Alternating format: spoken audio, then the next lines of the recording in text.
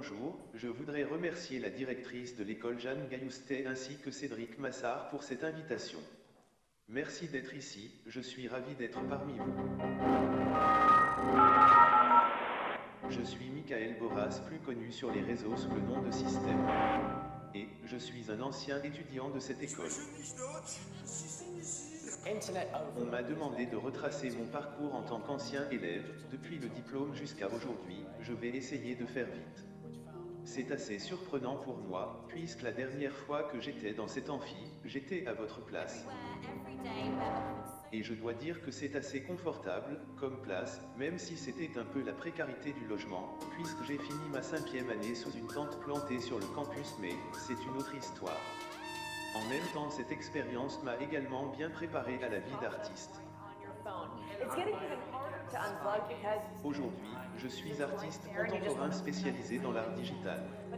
Je réalise depuis 1999 des vidéos, gifs animés et autres contenus pour le web. Je suis le créateur du mouvement Fringe et Trash Touch. Je suis également commissaire d'exposition et fondateur du Super Modern Art Museum, une plateforme d'art digital en ligne qui organise également des expositions physiques à l'international. Qui a bien rempli sa mission, je crois, de donner la parole, à commencer par des artistes. En commençant par Michael Boras, qui est peut-être plus connu sous son nom de Système. Je vous laisse la parole. You're very welcome, Système. You're very, very welcome. I like what you're doing. Il peigne sur la toile du réseau, plongé dans le Montparnasse 2.0 avec les artistes du web footage. Depuis les années 2000, Système remixe tout ce qui bouge sur le web. Son péché mignon, le e-junk web, la poubelle du web, où s'entassent vidéos amateurs, LOL, GIF ou netporn.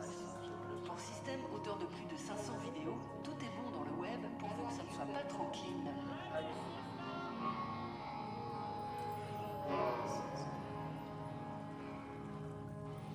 Dans sa vidéo intitulée 8 minutes 47 secondes de silence, Système empile silence, souffle, inspiration et expiration des hommes politiques. Là encore que j'ai publié sur Facebook récemment, que je trouve vraiment méga chaud. Oh putain, je crois qu'il s'appelle Système. Vivant aujourd'hui, ou si Basquiat était vivant, ils utiliseraient forcément Facebook dans leur création. Bonjour, je m'appelle Jérôme Lécu et comme Système, je fais partie sans doute des French Trash Touch artistes que l'on peut rencontrer sur le web. Système, c'est un artiste qui exploite le bordel ambiant. Ce qu'il fait, c'est du mashup, comme on dit. C'est du mélange, c'est du remontage, c'est du sampling, c'est du gloobie-boulga en quelque sorte. Et c'est un artiste qu'il faut aller chercher, qu'il faut gratter, qu'il faut explorer, qui ne dévoile pas tout de suite. Et c'est ça qui est bien, parce que voilà, tout n'est pas pré-mâché, c'est pas parce que c'est du mashup que c'est déjà tout mâché. Donc je suis ravi qu'il y ait des gens comme Système qui existent de nos jours. Encore bravo Système, continue mon gars. Système.com, je vous le recommande. Becasse. Vous le saviez peut-être pas, mais aujourd'hui, pour lutter contre l'invasion d'images incessantes qui rythment notre quotidien, de mystérieux ravisseurs pillent notre environnement visuel et nous proposent une alternative à l'intox ambiante. Ce sont les ravisseurs visuels. Plus forts que les anti-pubs, voici les détourneurs de pubs. Je travaille essentiellement sur le détournement d'image, la pixelisation d'image, la déstructuration de l'image, lui donner finalement une nouvelle vie. Une nouvelle vie à l'image comme Système qui détourne les images de la pub et de la télé pour en faire des œuvres absurdes et pixelisées. Message présidentiel détourné par Système. Système, il y a son nom à la fin, AIME, qui fait des petits montages très rigolos. On vous en avait montré plusieurs déjà comme ça. Si vous voulez en voir plus, allez sur son site système.com. C'est la théorie d'un certain système qui sévit sur le web depuis longtemps. Vous avez déjà.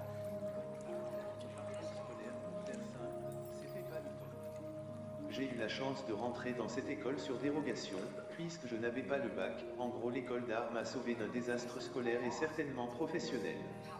Durant mes belles années dans cette école, j'ai évidemment comme vous abordé beaucoup de médiums différents, gravure, photo, porcelaine, émail, graveur. La peinture et par la suite la vidéo, et au bout de 5 ans en 1998 j'ai obtenu mon diplôme national supérieur d'expression plastique. Je me souviens qu'un des membres du jury m'avait dit « Mais vous voulez être artiste ou travailler pour Canal+. » C'était dans sa bouche, une véritable critique. comme si les deux étaient antinomiques. Aujourd'hui, j'ai fait les deux et j'ai même travaillé pour Arte et Libération, entre autres. Alors concrètement, que se passe-t-il? Après mon diplôme, en toute transparence, c'est quoi la vie d'un ancien étudiant en école d'art? Bon, évidemment, je tiens à préciser qu'il s'agit uniquement de mon parcours, et que chaque parcours est différent et qu'il n'y a évidemment pas de bon ou de mauvais parcours, pas de rebeux et que les objectifs sont différents pour chacun. Alors que se passe-t-il pour moi? Il faut dire que je n'étais pas du tout préparé à la suite, ni au monde du travail ou à la réalité d'être artiste. Durant mes 5 années, j'avais expérimenté plein de choses mais je ne m'étais pas posé la question de la suite. Je vivais dans une sorte de bulle. Une fois la joie du diplôme obtenu, il a fallu directement réfléchir à ce que j'allais faire. En gros, les questions étaient, qu'ai-je appris? Comment puis-je utiliser ce savoir dans le monde du travail? Comment vais-je gagner ma vie? Tout ce savoir me paraissait abstrait et inadapté au monde du travail. Aujourd'hui, les choses ont certainement évolué dans les écoles d'art ainsi que dans le monde du travail et vous êtes certainement mieux préparés.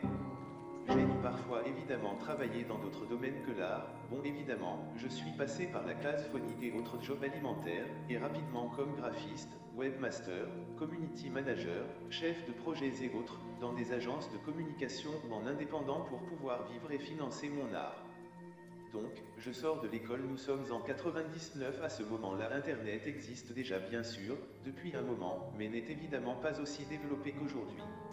Je m'installe à Paris, puisqu'à ce moment-là le passage à Paris est encore le meilleur moyen de s'approcher du monde de l'art. Je fais le tour des galeries et très rapidement je comprends que ce n'est pas forcément le bon chemin et que le chemin sera long. Je décide d'acheter mon premier ordinateur et de mettre en ligne mes peintures sur un site internet afin de pouvoir communiquer plus facilement sur mon art et de le présenter à un plus grand nombre plutôt que de focaliser sur un microcosme franco-parisien. Donc j'achète mon premier ordi et j'ai ma première connexion au web, je me forme au logiciel de graphisme, de web et de vidéos et très rapidement j'obtiens en parallèle mon premier poste en tant que graphiste.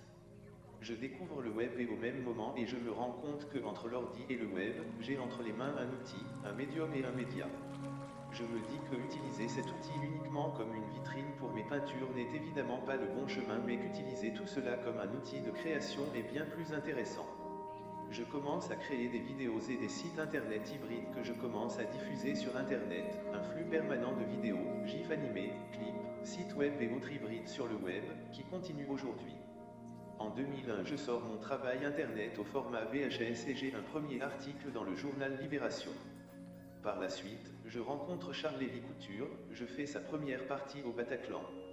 Et beaucoup de choses s'enchaînent à la fois dans le milieu de l'art et dans le milieu de la création de contenu pour le web.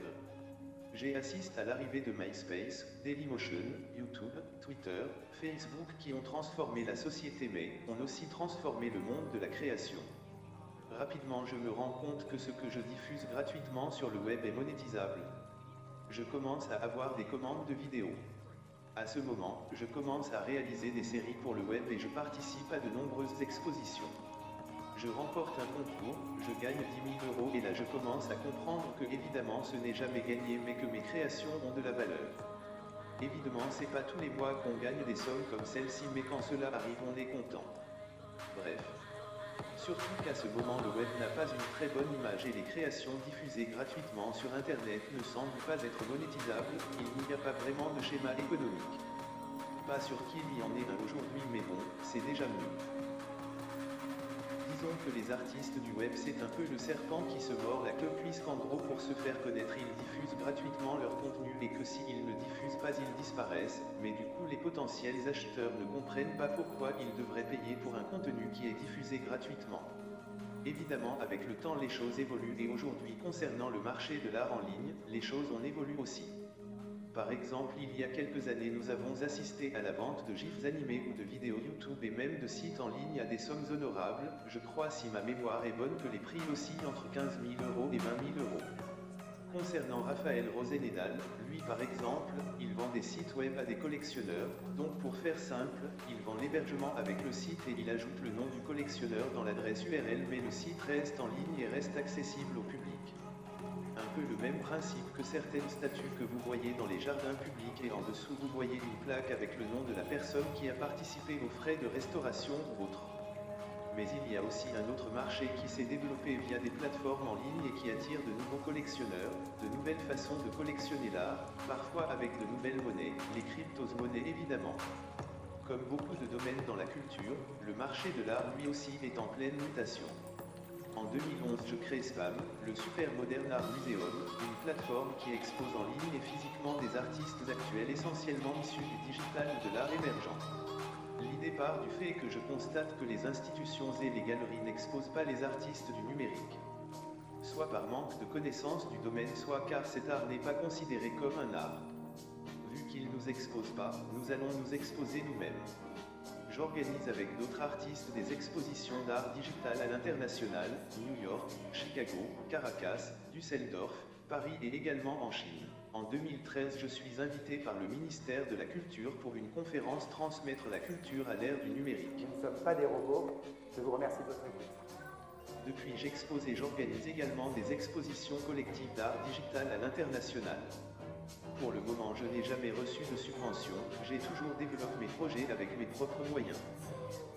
Une des particularités de mon travail est de rester low-tech, do it yourself, de ne pas trop mettre la technique, la technologie en avant. J'aime l'idée de créer à moindre coût et que le spectateur puisse s'identifier et se dire « mais, moi aussi je peux le faire et j'ai envie de le faire ». Rendre le spectateur créatif. Bon bref, je vais pas vous faire mon CV, vous pouvez le trouver en ligne. Je ne suis pas un théoricien, donc je vais faire court sur le discours et long sur la diffusion d'œuvres si vous êtes d'accord et par la suite nous échangerons tous ensemble. Je vais vous montrer une partie de mon travail.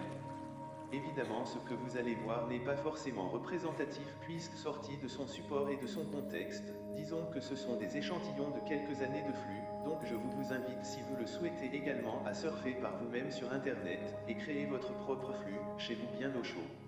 Après cette diffusion, nous échangerons ensemble sur tous les sujets que vous souhaiterez aborder, je serai ravi de découvrir vos créations également par la suite.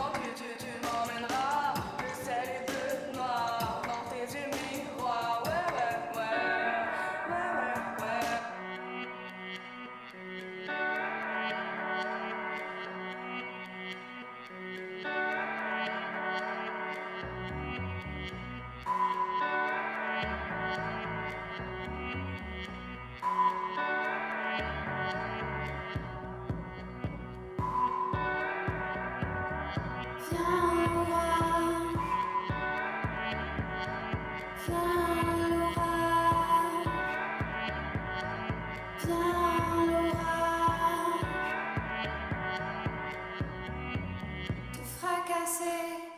sur mon visage. Viens le vent, viens le vent, viens le vent, viens te mêler à mon sang.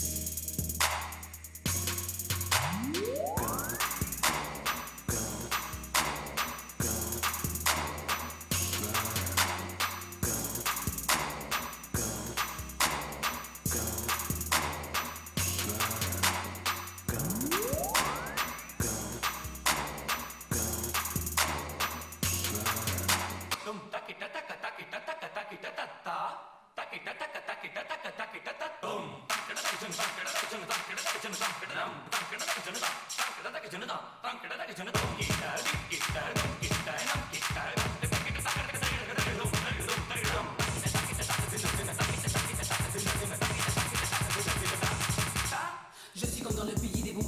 Je bois du thé à la vanille bonbon. Je balade dans les airs comme un bourdon. S'il n'y a pas de musique, je tape sur un bidon. Je suis comme dans le pays des bonbons. Je bois du thé à la vanille bonbon. Je balade dans les airs comme un bourdon. S'il n'y a pas de musique, je tape sur un bidon.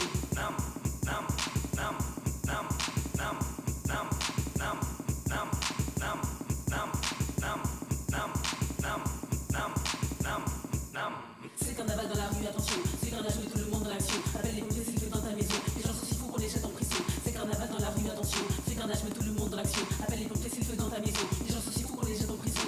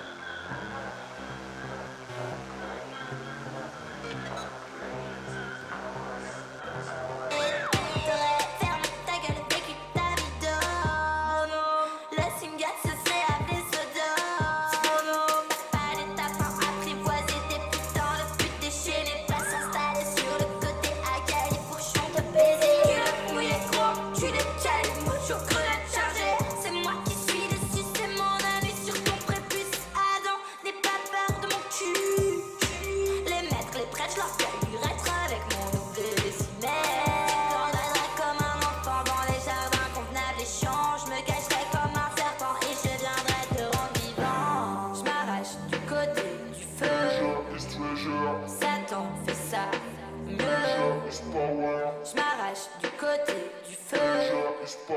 Satan fait ça mieux. Tac tac tac les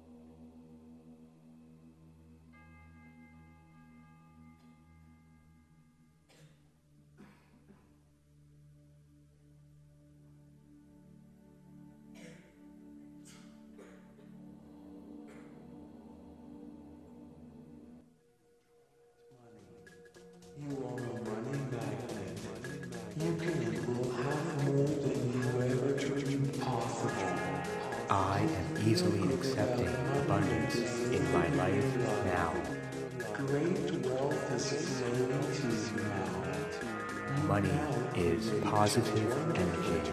Ideal life.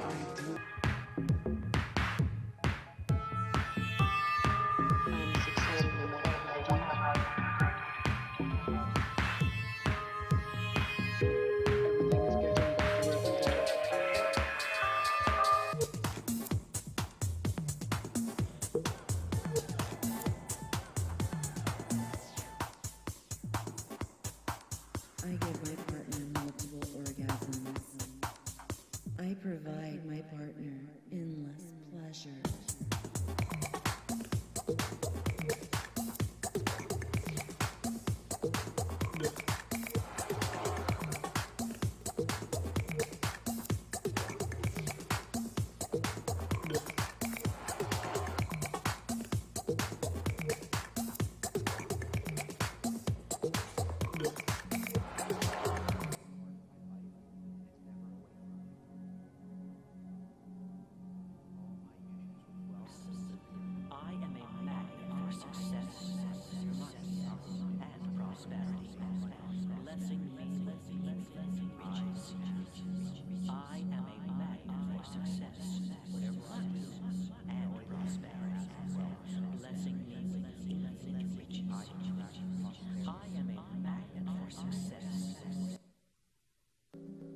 Je gagne énormément d'argent en faisant ce que j'aime.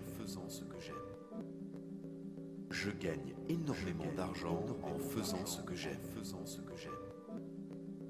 Je gagne énormément d'argent en faisant ce que j'aime. Je gagne énormément d'argent en faisant ce que j'aime. Je gagne énormément d'argent en faisant ce que j'aime.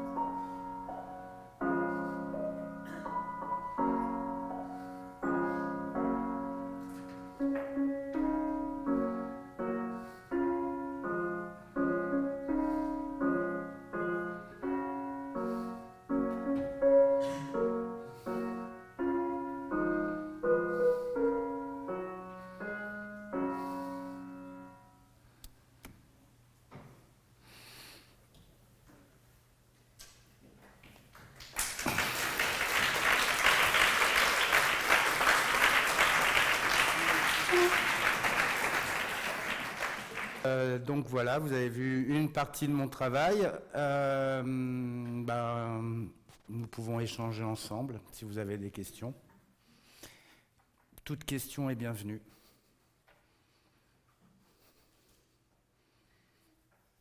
Une question. Alors, on a des micros, je crois. Je ne sais pas s'il y a quelqu'un pour... Ouais, super. Merci beaucoup. Merci de votre présence, d'ailleurs. Enfin, j'ai déjà dit dans la vidéo, mais... Je voulais savoir si vous aviez une banque d'images déjà formée ou si vous étiez toujours à la recherche de nouvelles vidéos, de nouvelles images. Bonne question. Non, en fait, j'ai pas du tout de banque d'images et je conserve pas du tout. Chaque fois, je vais repiocher. J'archive pas trop, donc j'ai pas du tout cette méthodologie que je pourrais avoir, hein, mais non, j'ai pas de banque d'images que je conserve depuis des années. À chaque fois, je vais rechercher, redownloader. J'aime bien le côté... Enfin, j'aime pas trop le mot, mais work in progress en permanence, c'est-à-dire que c'est pas vraiment conceptualisé, c'est vraiment un travail de... Voilà, je sais pas. C'est bon pour la réponse ou... Oui, non, mais c'est parce qu'il y en a souvent qui reviennent et du coup, je me pose la question. Alors, c'est vrai qu'il y en a souvent qui reviennent. Il y a des... on va dire qu'il y a des classiques que j'aime réutiliser, à savoir, on retrouve souvent l'argent, on retrouve souvent des choses comme ça. Après, là-dessus, je peux éventuellement développer le pourquoi il y a ces symboliques-là, mais ouais.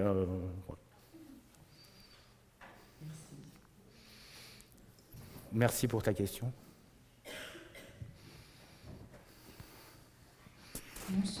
Bonsoir. J'ai une question parce que je trouve qu'il y a énormément d'éléments et je me demande d'un point de vue technique, est-ce que vous avez dû vous créer des outils pour faire une œuvre comme ça ou alors vous utilisez des outils qui existent déjà? Ouais, alors j'utilise que des outils qui existent déjà. Après, il y a des softs qui sont libres de droit, des softs qui sont payants, ça peu importe. Mais en gros, il n'y a pas tant de techniques que ça. C'est du Photoshop, du Premiere, ou enfin un logiciel de montage et du green screen, des transparences, puis du Photoshop. Puis encore une fois, je n'accorde pas beaucoup d'importance à la technique. C'est vraiment du mash-up, c'est vraiment comme du collage, mais qui va... La différence, c'est que moi j'utilise le web comme un médium, c'est-à-dire que pour moi c'est ma palette de peinture. Donc après je vais aller, c'est pour ça aussi que je ne conserve pas, c'est qu'à chaque fois je vais recréer une nouvelle palette en fonction de l'époque, de mes envies, de tout ça. Mais je n'ai pas du tout développé d'outils à moi. En revanche, j'aime bien détourner les outils existants ou parfois les applications mobiles. Des fois, tu peux mettre qu'un seul effet sur une application, mais bon, tu enregistres l'effet, tu rajoutes un effet, tu le repasses dans une autre. J'aime bien mixer un peu tout, à la fois des applications qu'on trouve sur téléphone, du Photoshop, du machin. Et encore une fois, je ne cherche pas à faire un travail très léché et très finalisé, mais plutôt pour moi, un artiste, c'est quelqu'un qui retranscrit son époque avec éventuellement les outils de son époque. Voilà, j'essaie juste de donner ma vision de cette époque, qui peut être à la fois ironique, critique, attirante, repoussante, un peu tout à la fois. C'est très baroque en fait, c'est à la fois une surcharge et en même temps des choses qui peuvent ne pas paraître agressives. Je ne sais pas si c'est... Ouais.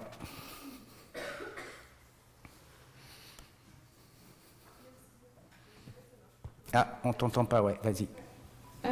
Du coup, tout à l'heure, vous aviez proposé d'un peu plus parler des éléments que vous utilisiez, leur symbolique. Oui. Et du coup, j'aimerais beaucoup en savoir plus sur, par exemple, on voit souvent les bébés revenir, l'argent, les étoiles, les emojis. Enfin, on voit beaucoup d'éléments revenir et en même temps, ils semblent à chaque fois différents. Et il y avait aussi un personnage, je voulais savoir si vous l'aviez créé vous-même, c'est l'espèce d'humain qui a des vibrations tout le temps sur son corps. Et voilà, je voulais juste en savoir plus sur les symboliques. Ok. Alors, les symboliques, concernant... alors, c'est un travail qui s'inspire beaucoup de notre époque, qui est une époque à la fois de surconsommation, de surconnexion, et également une époque qu'on peut qualifier d'apicratie, le mot n'est pas de moi, hein, d'apicratie, c'est-à-dire la dictature du bonheur, avec justement toutes ces vidéos de positive thinking, pour attirer l'argent, pour attirer tout ce qu'on veut. Donc moi c'est un petit peu un mix de tout ça, et donc de cette imagerie web, de cette surcharge, et en même temps de toutes ces vidéos un petit peu qu'on trouve sur le web, vous avez dû certainement en voir, et en même temps une critique du marché de l'art, de la monétisation de l'art, du marché de l'art, l'argent qui circule dans ce marché-là. Ça, c'est pour le côté des billets. Après, encore une fois, en tout cas dans ces derniers travaux que vous avez vus, on pourrait parler de critique ou de révolution positive, ou en tout cas un peu... en tout cas, l'imagerie ne paraît pas agressive, mais... peut-être qu'il y a plusieurs lisibilités possibles, et c'est ça aussi qui est intéressant, c'est-à-dire qu'un enfant peut très bien se retrouver face à ça et y trouver quelque chose de joli, et peut-être qu'un adulte va y voir plus une critique, et encore une fois, ce qui m'intéresse, c'est cette antinomie entre cette attirance qu'on a tous vers... cette imagerie très enfantine, hein, quelque part, le web a ramené ça, quoi, et cette surcharge intolérable pour le cerveau humain, quoi. Pour faire court, je ne sais pas si je réponds à ta question. Ah oui, oui, merci. Oui, donc ça c'est moi qui l'ai fait, mais ça c'est pareil avec des softs. Aujourd'hui, on peut faire ça assez rapidement. C'est un personnage qui est non genré, donc ça aussi c'est des sujets qui m'intéressent. Et oui, c'est moi qui l'ai créé, mais disons que je ne fais pas vraiment de la 3D. J'utilise des logiciels qui vont me permettre d'avoir d'abord un modèle et puis après de le mapper. Avec de la vidéo, ça c'est assez simple. 3 questions. Tac, tac, tac. Bonsoir. Allô, ouais. Je voulais savoir, au niveau des clips, comment ça se passait avec l'artiste, et si c'était vous qui veniez les voir, ou vice-versa, je pense que c'est un peu des deux parfois, mais... et comment ça se passe au niveau de l'œil qu'il a sur les clips que vous réalisez, parce que c'est deux choses différentes au final qui doivent se confronter. C'est une très bonne question, encore une fois. Alors, comment ça se passe? Ça se passe qu'au départ, moi j'ai commencé à faire des clips gratuitement et à les envoyer à des artistes. Donc des artistes que j'aimais bien. J'ai commencé à faire ce qu'on appelle des clips non officiels et à leur envoyer. Et petit à petit, ce qui s'est passé, c'est qu'il y a, par exemple, on a vu un groupe qui s'appelle Orti. Je ne sais pas si elles sont encore formées, mais bon. Elles, ça s'est passé comme ça. J'ai fait un premier clip pour elles, je leur ai envoyé, elles ont kiffé, et du coup, après, j'ai fait un autre clip à leur demande. Après, chaque artiste est différent, t'imagines bien, vous êtes bien placé pour le savoir. Et les artistes sont pas réputés pour être faciles à gérer non plus, vous êtes bien placé pour le savoir aussi. Donc après, chaque artiste est différent. Il y a des artistes, par exemple avec Asia Argento, c'est elle qui est venue vers moi. qui voulait que je lui fasse un clip. Et là, bon, j'ai défini ce sur quoi je voulais travailler et ça s'est super bien passé. C'est-à-dire qu'il y a eu une version, elle m'a fait faire 1 ou 2 modifs et puis c'était bon, quoi. Il y a d'autres artistes qui vont venir vers toi, qui au début vont me dire, ouais, le fameux, la carte blanche, attention, quand on vous dit carte blanche, souvent c'est carte blanche aux emmerdes. Non, c'est vrai. Donc le fameux carte blanche, vas-y, je te fais confiance, fais ce que tu veux, et puis là tu vas envoyer une version, et puis le mec il va te dire, ouais, mais alors là, ça c'est pas exactement calé où je le voulais, nanana, nanana, et là, en fait, ça dépend vraiment des artistes et aussi de leur de la confiance qu'ils ont en toi, quoi. C'est-à-dire que des fois, moi, je tombe sur des musiciens qui sont super carrés à la milliseconde au rythme. Et voilà, et moi, je vais caler le truc. On n'a pas la même oreille. Donc, comme en plus, je travaille beaucoup à distance, je suis rarement en compagnie des artistes. Parfois, les échanges peuvent être un peu longs. Donc, ça m'est arrivé des fois de dire, écoute, ce qu'on va faire, c'est que tu vas télécharger Première, tu vas prendre ce que je t'ai fait et tu vas le recouper. Et puis, tu me le renvoies. Et puis après, tu vois, au bout d'un moment, tu es obligé parce que... Voilà, mais la plupart du temps, ça se passe très bien. Et en général, c'est 2-3 échanges de vidéos. Et quand il y en a plus... Alors, tu peux tomber sur différents artistes, tu vas voir l'artiste qui va te faire chier, mais tu sais très bien que c'est pas pour le bien du projet, que c'est juste que lui, il a une idée en tête, machin, et puis tu as celui qui va te faire chier, mais qui va vraiment te tirer vers le haut, parce que en fait, il veut plus. Et là, c'est chiant aussi, mais à la fin, tu es vachement plus content du résultat. Des fois, tu es un peu obligé de gâcher ton propre travail, parce que l'artiste voit pas les choses comme tu les vois. Je t'en prie. Ouais. Et après, la main. Bonsoir. Bonsoir. Je vois qu'il y a des tableaux. On entend là. Je vois qu'il y a des tableaux en fond. Et dans la vidéo d'intro, il me semble que vous disiez que vous mettiez vos toiles sur Internet avant. Ouais. Et du coup, je voudrais savoir quel est votre rapport à la peinture et est-ce qu'à travers ces vidéos, vous parlez de peinture? Bon, troisième fois, très très bonne question. Alors, est-ce que je parle... Bon, alors mon rapport à la peinture, moi j'ai commencé par la peinture dans cette école. Donc plutôt figuration libre, voilà. Après, je me suis dirigé vers le collage, la musique, et puis très rapidement vers la vidéo, parce qu'en fait, ce qui m'intéressait, c'était de... Alors, bon, la peinture, en termes de création pure et en termes d'acte de peinture, j'ai jamais retrouvé ce qu'on peut ressentir quand on pratique la peinture. C'est-à-dire que c'est pas en faisant des vidéos que je vais retrouver la même sensation que lorsqu'on fait du grand format en peinture. Et bon, l'explication elle est assez simple, c'est que tout le corps rentre en jeu, et c'est pour moi on rentre en peinture presque comme on rentre en religion, quoi. Il y a quelque chose de très... Enfin voilà.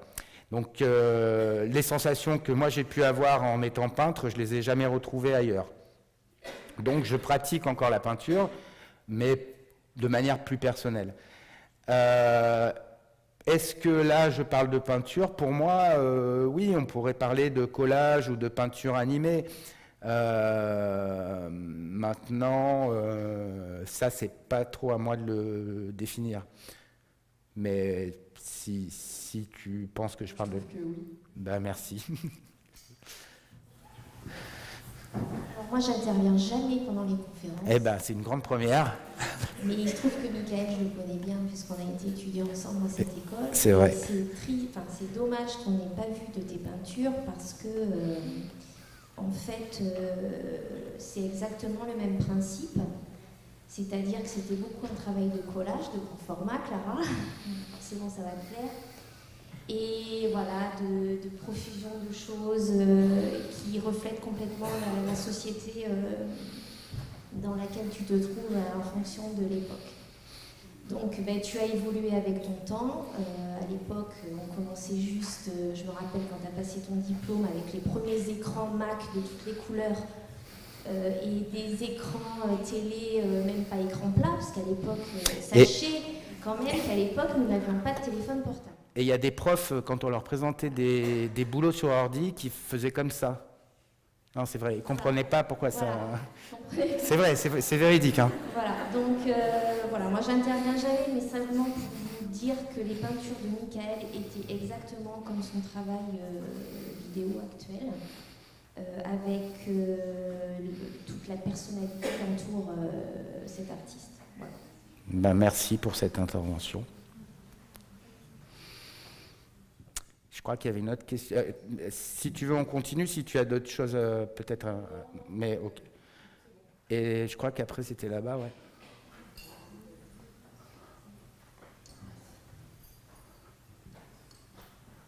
Bonsoir. Bonsoir. Oui, non, je voulais savoir par rapport, vous en avez parlé un petit peu, mais je ne sais plus si vous l'avez dit, mais dans la vidéo. Mais comment vous exposiez, est-ce que c'est qu'un travail qu'on voit en ligne, ou est-ce que vous avez justement un travail d'exposition, de visibilité, je ne sais pas, dans un espace Bah, oui, alors bon, au départ, ça commence par un travail en ligne. C'est un travail en ligne que je continue, mais aujourd'hui, oui, j'expose ces œuvres-là, entre autres, soit dans des galeries, soit dans des musées, soit dans des centres d'art. Donc oui, c'est un travail que j'expose également dans des lieux d'art. Après, soit sous forme d'installation plus poussée que juste de la diffusion, mais sinon, c'est des vidéos qui peuvent être présentées de manière autonome, en boucle, sur plusieurs écrans. Récemment, j'ai fait une expo à Londres, où c'était ça, quoi. C'était présenté comme ça. Et sinon, je fais d'autres expos où c'est beaucoup plus trash, où j'investis plus le lieu. Donc, c'est les deux. C'est un travail qu'on peut retrouver sur le web. Pas forcément aujourd'hui, je fais un peu plus gaffe. Donc, je diffuse pas forcément la totalité, plus des extraits maintenant, parce que, bon, voilà. Mais sinon, oui, la plupart des choses qu'on a vues là, tu peux les retrouver sur le web. Et puis ça me tient à cœur parce que ça vient du web. Donc si ça peut rester un peu sur le web. Et puis tout à l'heure, je disais que j'archivais pas trop, ce qui est vrai. Et du coup, j'ai toujours considéré un peu le web à défaut comme mon archive, en partant du principe que j'ai eu plein de comptes supprimés sur YouTube, sur Facebook, etc. Et de me dire que finalement, ce qui disparaît, c'est un peu l'élimination naturelle et que ce qui restera, c'est ce qui devait rester. Justement, à ce niveau-là, vous n'avez pas des... je sais pas, je connais pas trop, mais des soucis de droit d'image Non. Non. Non, mais c'est une question qui revient souvent. Parce que là, je vous ai montré les derniers travaux, mais j'ai beaucoup travaillé aussi sur des remixes politiques ou du montage à l'époque de Sarkozy. J'ai jamais eu de problème de droit. Jamais. En revanche, j'ai eu pas mal à cette époque-là de comptes YouTube ou de vidéos qui étaient supprimés. Alors oui, on me disait que c'était pour les droits, mais bon, je sais pas. Parce que c'est pas arrivé avec d'autres vidéos. Je sais pas si je réponds à la question. Ouais. On continue. Allez.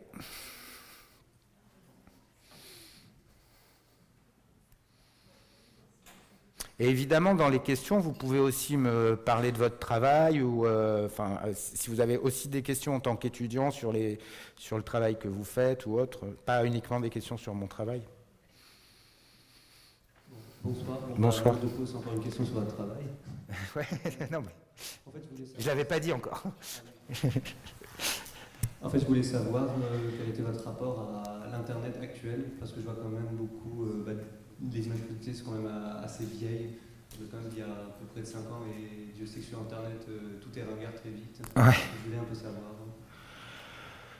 Mon rapport au web actuel par rapport à l'évolution d'Internet ou par rapport à la création, par rapport... Un peu des deux, si ça vous dérange.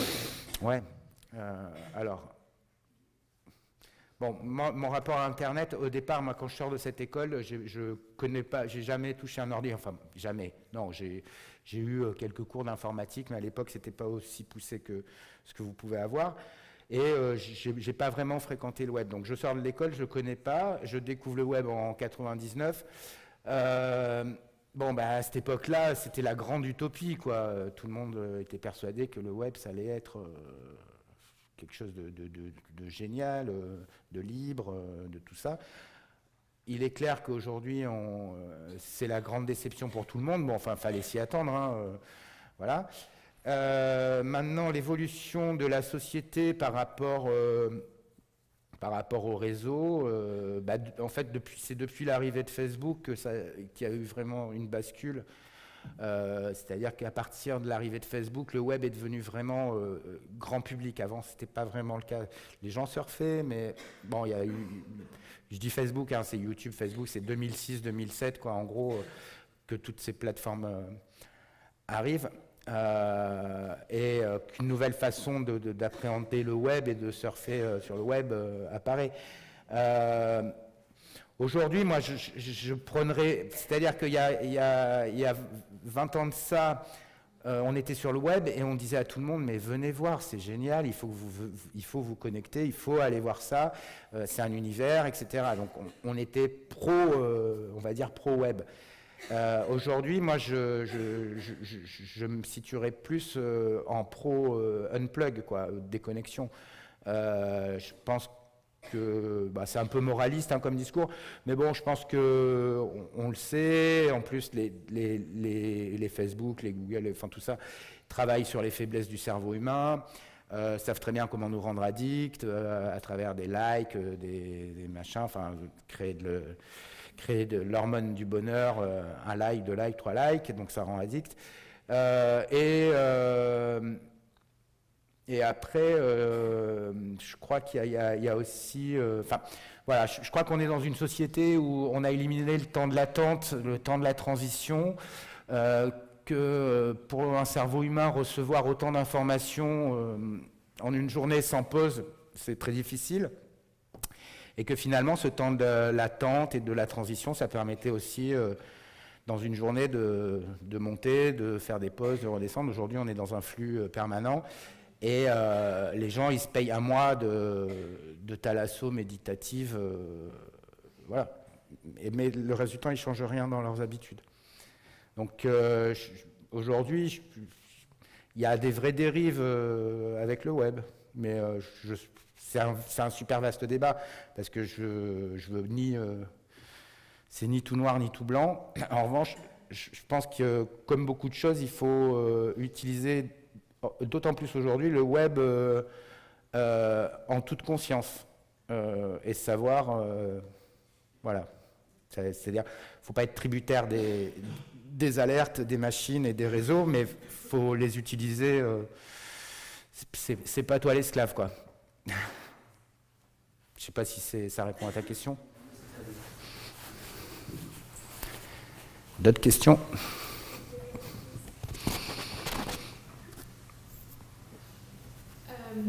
Du coup, je voulais juste vous demander par rapport à l'intelligence artificielle, quel est votre point de vue, puisque bon, il y a eu Internet, et maintenant on parle de plus en plus justement d'une intelligence artificielle,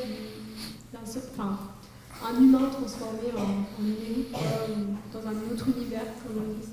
Quel est votre point de vue par rapport à ça ? Ben, c'est une évolution logique, l'intelligence artificielle. Il y a eu plein d'expériences. Alors, il y a eu Deep Dream avec Google, là, qui allait chercher plein d'images et qui recalculait, qui recréait des images. D'un coup, on a vu plein d'artistes apparaître qui disaient hey, « regardez, je fais de l'art ». Non, tu utilises une intelligence artificielle qui te permet de faire de l'art, c'est pas la même chose. Après, il y a eu, il y a plein d'applications aussi qui utilisent le même principe. Je crois qu'ils ont recréé un morceau des Beatles aussi qui allait piocher dans toute la banque de données des morceaux des Beatles. Ils ont recréé un morceau qui ressemble à ce qu'auraient fait les Beatles aujourd'hui.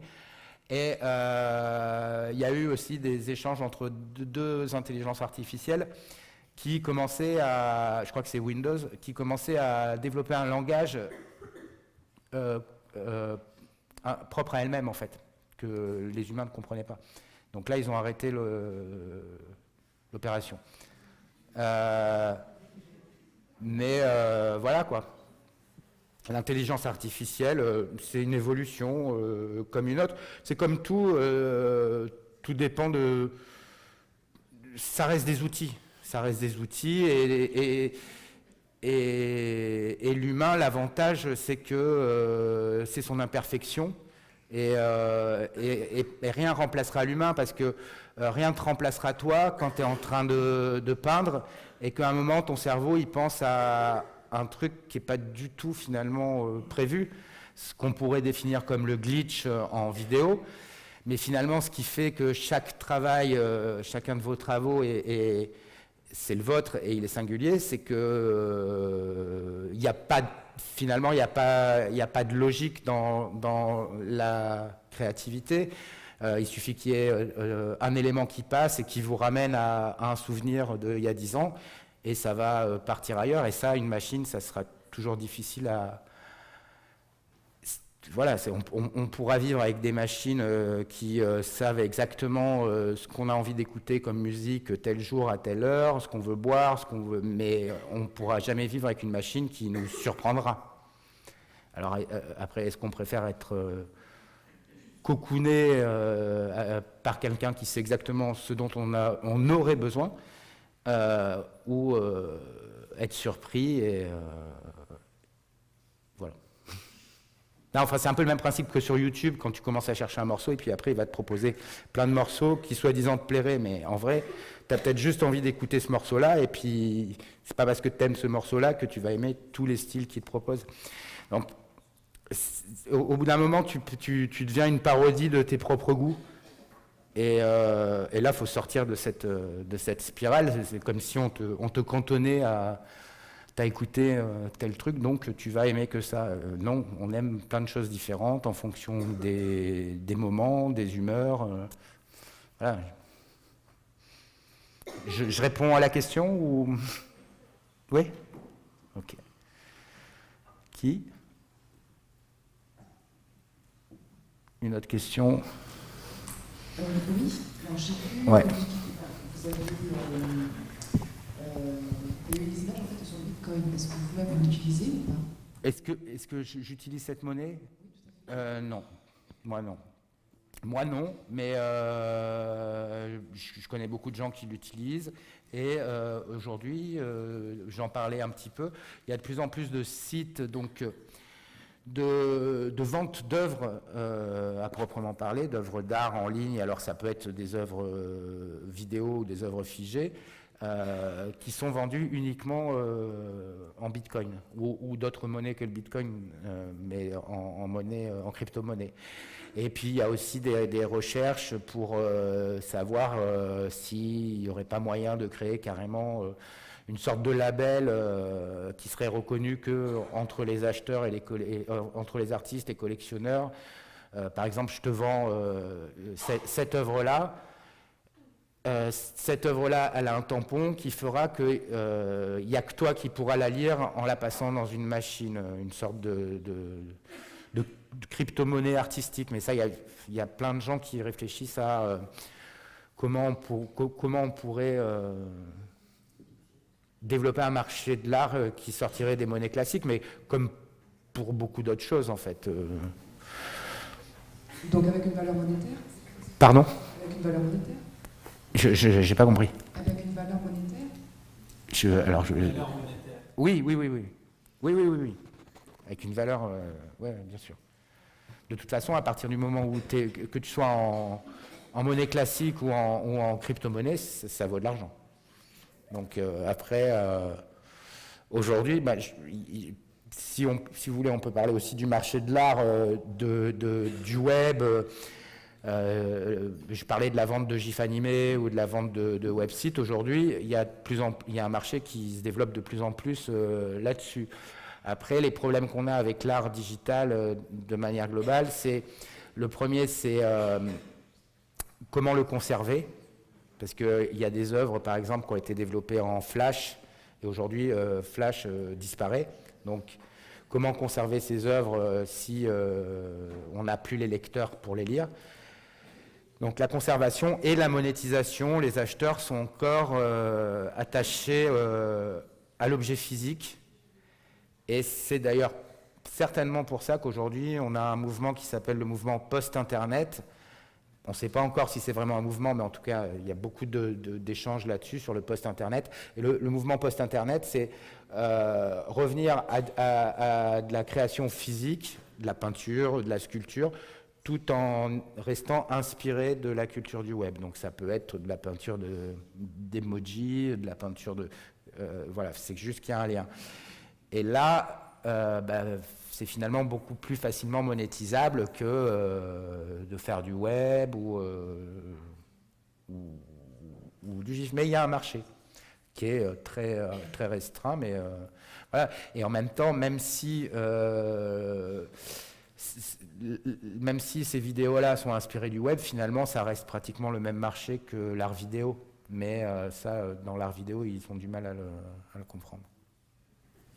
Voilà. D'autres questions? C'est bon? Merci. Je t'en prie. Ouais.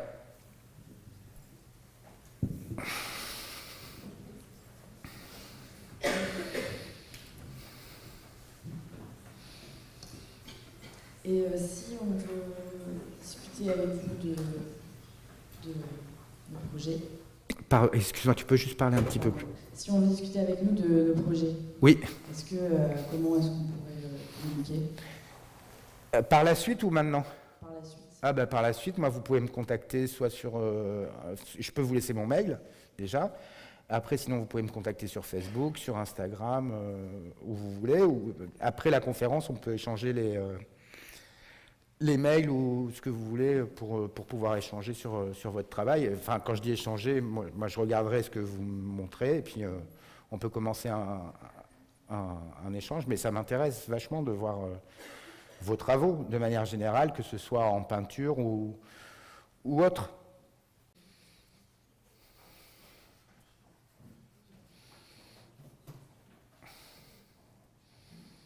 Bonsoir.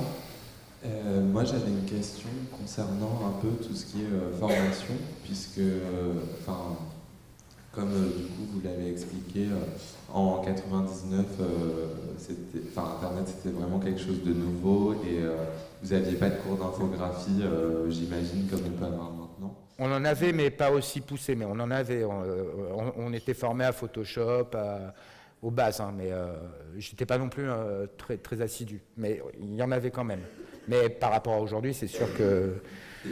Mais du coup, au fur et à mesure de votre pratique, en fait, c'est un peu vous qui vous êtes formé de manière totalement autodidacte, ou il y a des moments où vous rencontrez un petit peu trop de difficultés, vous avez besoin de vous former, je ne sais pas trop par quel moyen. C'est les deux. Pour tout dire et être totalement transparent, au tout début, j'étais en emploi aidé, juste après être sorti de l'école, et du coup, là, la première année, j'ai calculé qu'il y avait la possibilité de se faire financer une formation de base, genre Photoshop, Dreamweaver, machin. J'ai fait 3 semaines de formation qui était rémunérée, qui était payée pas par mois, quoi. Et après, sinon, la plupart du temps, une fois que j'avais ces bases-là, je me suis formé, mais à l'époque, il n'y avait pas encore YouTube, donc t'imagines qu'aujourd'hui, avec tous les tutoriels que tu peux trouver sur tout, pour t'auto-former, c'est super simple, quoi. Moi, aujourd'hui, j'ai une idée, je réfléchis à un truc, je tape ça, il y a forcément un mec... alors, en général, le gars, il a 12 ans, il te parle comme ça, mais bon, voilà, il te forme, quoi. Donc, ouais, beaucoup d'autodidactes, mais en même temps, tu sais, avec les réseaux, c'est aussi beaucoup d'échanges, beaucoup d'entraide, beaucoup de collaboration, Et moi, je fais une différence entre le collectif et le réseau. C'est-à-dire que pour moi, le collectif, j'ai rien contre le collectif, mais souvent, le collectif sont des gens qui vont se regrouper parce qu'ils font pas grand-chose et ils vont se mettre ensemble pour pouvoir faire des choses. La différence, et en général, pas forcément mieux. J'ai bien fait de dire que j'avais rien contre le collectif. À la différence du réseau, le réseau, ce sont des individus qui font des choses et qui, de temps en temps, vont se mettre ensemble pour faire des choses qu'ils n'arriveraient pas à faire tout seuls. Donc, moi, j'ai toujours eu cette force du réseau et aujourd'hui, bon, bah, si j'ai besoin de me former à de la 3D ou si j'ai besoin d'un élément 3D ou si j'ai besoin de je sais pas quoi. Bon, en fait, très rapidement, moi, d'avoir besoin des autres, ça m'a saoulé. Donc, je me suis auto-formé à beaucoup de choses parce que je devais trop attendre des gens. C'est-à-dire, voilà, je suis sur un projet, j'ai besoin de son. Puis le gars me disait, ouais, je vais te faire le son. Moi, t'as avancé? Non, j'ai pas avancé. Et moi, je suis trop pas assez patient pour quand je suis dans la créa pour attendre après les autres. Donc, c'est aussi une des raisons qui a fait que je me suis auto-formé, parce que je n'ai qu'à m'attendre moi-même, ce qui n'est pas toujours évident d'ailleurs. J'ai répondu à ta question? Oui, oui, très bien. Ah là, encore. Ouais, allez-y. Hein. En vrai, si on respecte le timing, il nous reste 3 minutes. J'imagine forcément que dans la salle, il y a des gens qui ont envie de respecter ce timing, donc il en reste 2. Une petite question. Est-ce que le numérique, ça altère à votre corps ou pas? Enfin, mais j'imagine que, par exemple, on peut regarder, je sais pas, quand on travaille, ça a l'air tellement passionnant que je suppose que vous travaillez des heures et des heures sur vos heures. Alors je me dis qu'au bout d'un moment, ça doit... Enfin, vous devez être... saturé? Non, imprégné. Mais genre de quelle façon est-ce que le numérique... Tu sais, j'ai envie de te dire, c'est la même chose pour tous les artistes. Au bout d'un moment, tu es imprégné par tes sujets. Je sais pas, tu vois, si tu travailles sur le corps ou si tu travailles sur d'autres sujets, de toute façon, ça va t'imprégner, donc ça va faire partie quelque part de ta personnalité. En même temps, bizarrement, moi, j'ai plus l'impression que le fait de vivre ce numérique-là, mais de le transformer à ma façon, fait que je le subis moins que quelqu'un qui n'en ferait rien. C'est-à-dire, moi, on me balance plein d'images, on me balance plein de choses, mais j'ai quand même, et c'est la chance de la... Voilà, comme je dis, les artistes, on est chanceux parce que quelque part, on ne sera jamais seul. Et quelque part, dès qu'on sera face à une situation un peu difficile à supporter, contrairement à la plupart des gens qui n'ont pas ce truc de la créa, et ben voilà, on aura toujours soit envie d'écrire, soit envie de dessiner, et c'est un super exutoire. C'est une chance, c'est un truc qu'il faut préserver. Donc quelque part, moi, c'est pour pas subir ça, ben, je le transforme à ma façon, et en même temps, voilà, forcément, j'étais tellement surconnecté pendant des années et des années, certainement que ça a influé sur ma façon de voir les choses, sur ma façon d'être, sur ma façon de penser, sur ma façon de faire des connexions.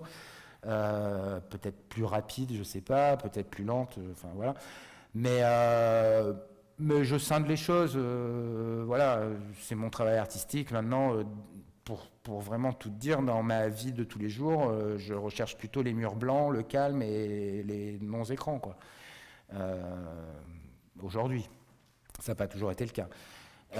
Mais voilà, donc non. Mais certainement que oui.